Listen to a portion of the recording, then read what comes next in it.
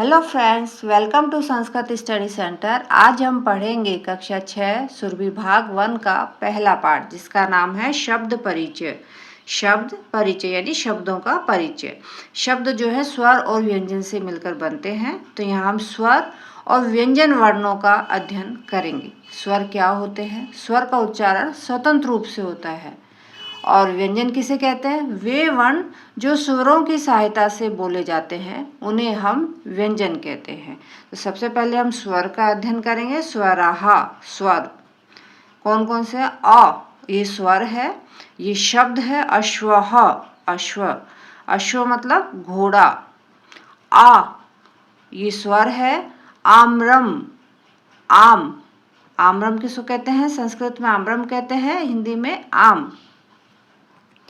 Next स्वर है ई, इष्टिका, इष्टिका बोलते हैं ईट को। ई, दीर्घी, ईशः, ईशः का अर्थ होता है भगवान। ऊ का उष्ट्रः, उष्ट्र का अर्थ होता है ऊंट। ऊना, ऊना का अर्थ होता है ऊन। री का ऋषि, ऋषि का अर्थ होता है ऋषि। एनः, एण बोलते हैं हिरण को। आई, ऐन्द्रजालिकः, ऐन्द्रजालिक का अर्थ होता है जादूगर। ओष्टौ, होठ। औ मतलब औषधम, औ से क्या बना हुआ है? औषधम, औषधम मतलब दवाई, इसका हिंदी अर्थ होता है दवाई।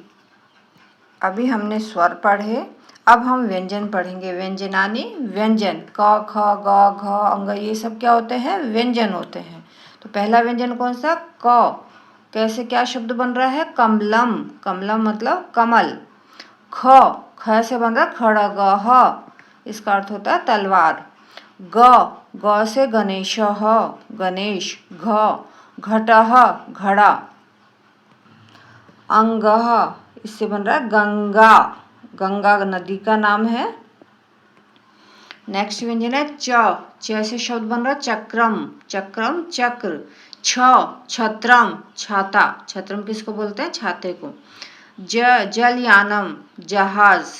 झरह, झरना, झरह ये शब्द बना है, झ व्यंजन है, इसे झर शब्द बना है और इसका अर्थ होता है झरना। च व्यंजन है। चंचुहु, ये शब्द बना है, इसका अर्थ होता है चोंच, ये चोंच। टन यंत्र, टंकणक यंत्रम, ये बोलते हैं टाइपराइटर को। ट से क्या बना है? टंगणक यंत्रम, इसका अर्थ होता है टाइपराइटर, टाइप करने के काम आता है। ठटकह, इसका अर्थ होता है ठटेरा, जो बर्तन बनाता है, ठटेरा। ड से क्या शब्द बना है? डमरूहु, डमरू किसको बोलते हैं? डमरू, इसका हिंदी अर्थ है डमरू। ढोलह, ढोलह बोलते हैं ढोलक को।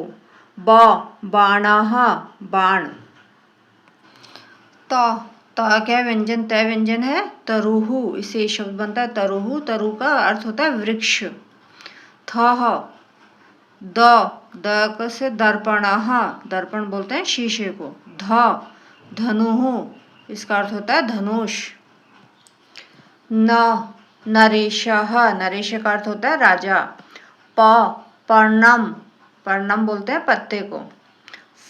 फणी, सर्प। ब से बकह, बगुला। भल्लुकः, भल्लुक का अर्थ होता है भालू। मयूरः, मयूर का अर्थ होता है मोर। यज्ञः, यज्ञ। रथः, रथ का अर्थ होता है रथ। लड्डूहु, लड्डू।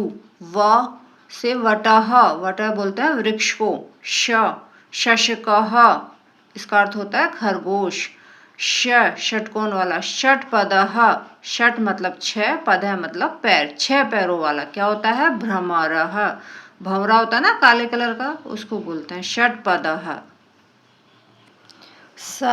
सरह, सरह बोलते हैं सरोवर को अर्थात तालाब को। हलम, हल। ये हमने स्वर और व्यंजन पढ़े। अब पढ़ेंगे संयुक्त व्यंजनानि। संयुक्त व्यंजन, संयुक्त व्यंजन भी होते हैं जो 2 व्यंजनों से मिलके बनते हैं। ये 3 शब्द हैं, कौन कौन से? श, ये क और श षटकोण वाले श से मिलके बनते हैं। त्र, त और र से मिलके बनता है। ग जो है ज और य से मिलके बनता है। तो ये क्या है, 3 संयुक्त वर्ण बोलते हैं इनको, श, त्र और ग। श से क्षत्रिय, क्षत्रिय। त्र से त्रसम, जंगल। ग से ज्ञानी। अभ्यासः, यहाँ से अभ्यास कार्य आरंभ होता है। पहला प्रश्न है, चित्राणि दृष्ट्वा नामानि लिखत। चित्रों को दृष्ट्वा देखकर नामानि नाम लिखत, लिखिए। यथा, जैसे। अश्वः, ये घोड़ा का चित्र है। इसको संस्कृत में क्या बोलते हैं, अश्वः। अश्व मतलब घोड़ा। ये यहाँ चित्र दिए हुए हैं, इनको देख के हमें संस्कृत में लिखना है कि क्या कहते हैं। ये किसका चित्र है, कमल का, तो इसको क्या कहते हैं, कमलम। ये तलवार का चित्र है, इसे क्या कहते हैं, खड्गः। ये घड़े का चित्र है, इसे कहते हैं घटः। छाते का चित्र है, इसको संस्कृत में कहते हैं छत्रम। ऊंट का चित्र है, इसको कहते हैं उष्ट्रः। ये हिरण का चित्र है, एणः। ये धनुष का चित्र है, धनुष को क्या कहते हैं, धनुषम। आम का चित्र है, इसको क्या कहते हैं, आम्रम। ढोलक का चित्र है, ढोलक को क्या कहते हैं, ढोलः। नेक्स्ट प्रश्न है दूसरा, कोष्ठात उचितम शब्दम चित्वा चित्र अनुसारम लिखत। कोष्ठक में दिए हुए उचित शब्द को चित्र के अनुसार लिखना है, मतलब जिसका जो चित्र है उसके नीचे वो शब्द लिखने हैं। कौन कौन से दिए, गणेश है गणेश, ओष्ठौ होठ, मयूर मोर, फणी सांप, ऋषि ऋषि, बकः बगुला, झर झरना, रथ है रथ। तो यहाँ चित्र देखना है हमें और इनके नीचे ये शब्द हमें लिखने हैं। यथा, जैसे भगवान का चित्र है तो इस क्या कहते हैं भगवान को, ईशः। ठीक है ना। ये ऋषि का चित्र है तो यहाँ क्या आ जाएगा, ऋषि ही। ये गणेश जी का चित्र है तो यहाँ क्या आ जाएगा, गणेशः। नेक्स्ट है, ये किसका चित्र है, होठों का चित्र है। तो होठों को संस्कृत में क्या कहते हैं, ओष्ठौ। क्योंकि 2 है इसलिए यहाँ द्विवचन आएगा, तो ओष्ठौ। ये झरना बह रहा है तो झरने को भी हमने क्या पढ़ा था, झरः। झर मतलब झरना। ये मोर का चित्र है, मोर को हमने क्या पढ़ा था, मयूरः। मयूर मतलब मोर। बकः, ये किसका चित्र है, बगुले का। बगुले को क्या बोलते हैं संस्कृत में, बकः। बकः मतलब बगुला। ये किसका चित्र है, सांप का। तो सांप को हमने क्या पढ़ा था, फणी। फणी मतलब सांप। ये क्या है, रथः, रथ। तीसरा प्रश्न है, अधोलिखिता नाम, नीचे लिखे हुए शब्दानाम, शब्दों के वर्णान, वर्णों को पृथक पृथक लिखत है, अलग अलग करके हमें लिखना है। नीचे लिखे हुए शब्द हैं चटका, पत्रम और घट। इनके वर्णों को, वर्ण क्या होते हैं, स्वर और व्यंजन।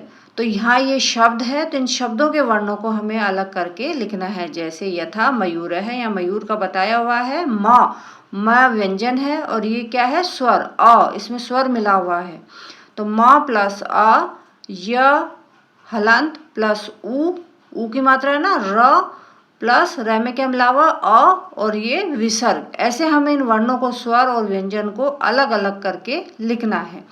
जैसे चटका, च प्लस अ, च में से अ स्वर अलग हो गया। ट में अ है तो ट प्लस अ, क प्लस आ, चटका। दूसरा है पत्रम, प प्लस अ प्लस त्र प्लस अ प्लस म, पत्रम। घटः, घ में क्या मिला हुआ है, ए, तो अ, तो ये क्या हलंत आएगा यहाँ पे। तो घ प्लस अ, ट का ट प्लस अ और प्लस विसर्ग।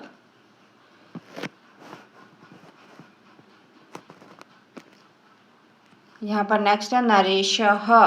तो न प्लस अ, र प्लस ए की मात्रा ए, श प्लस अ और प्लस विसर्ग है, तो ये क्या बन जाएगा, नरेशः। इसी प्रकार हम दर्पण का भी लिखेंगे, द में अ स्वर है तो प्लस अ, र आएगा पहले हलंत, फिर प आएगा हलंत, प्लस प प्लस अ, अण प्लस अ प्लस विसर्ग है, तो ये क्या बन जाएगा, दर्पणः।